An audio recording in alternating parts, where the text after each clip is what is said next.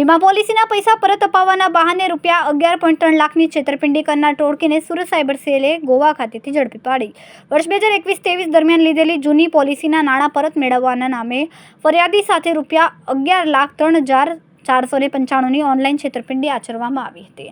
છેતરપિંડીના નાણાં એટીએમ દ્વારા વિડ્રો કરીને અલગ અલગ એકાઉન્ટમાં ટ્રાન્સફર કરીને 15 થી 20 હજારનું કમિશન મેળવતા 3 સાગરીતોની ધરપકડ કરવામાં આવી.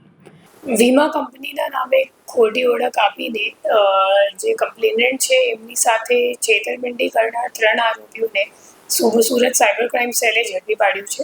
એમાં જે ફરિયાદી છે એમની સાથે 11 લાખની છેતરપિંડી થઈ હતી અને એ લોકો એમ કીધું કે તમારી જે જૂની પોલિસી છે એના રૂપિયા તમને પરત આપવા માટે તમને ચાર્જ ચૂકવવું પડશે અને એ ચાર્જના બહાને એ લોકોએ 11 લાખ રૂપિયા જેટલા લઈ લીધા હતા. 11 લાખમાંથી આશરે 3.5 લાખ રૂપિયા જે અકાઉન્ટમાં ગયા હતા એ ગોવાનું અકાઉન્ટ આવતું હતું અને ગોવા જઈને અકાઉન્ટ હોલ્ડરથી પૂછપરછ કરીને અન્ય 2 આરોપીઓની ઝડપી પાડવામાં આવ્યું છે, જેનું નામ ધરમરાજ પાસવાન અને મુજાહિદ કમલ કરીને છે. તો એ બંને જણા એમ તો કુરિયર ડિલિવરી વાળાનું કામ કરે છે અને સાઇડ ઇન્કમ માટે એ લોકો અકાઉન્ટનું લેન અને વેચ કરે છે. એ લોકોને દર ટ્રાન્ઝેક્શનનું 2% જેટલું કમિશન પણ મળતું હતું અને એ લોકો પછી અકાઉન્ટ દિલ્હીમાં રહેવાવાળો શહાદત અંસારીને એ લોકો અકાઉન્ટ આપતા હતા.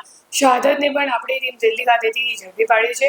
તો ટોટલ આપણે આ ગુનામાં 3 આરોપીઓને અરેસ્ટ કર્યું છે અને જે શહાદત છે એ પછી ઉપર બીજા કોઈને અકાઉન્ટ આપતો હતો, એ પણ કમિશન પેટે કામ કરતો હતો અને શહાદત પણ મેઇન તો ઉબર રાઇડ અને ઓલા વગેરેનું કામ કરે છે.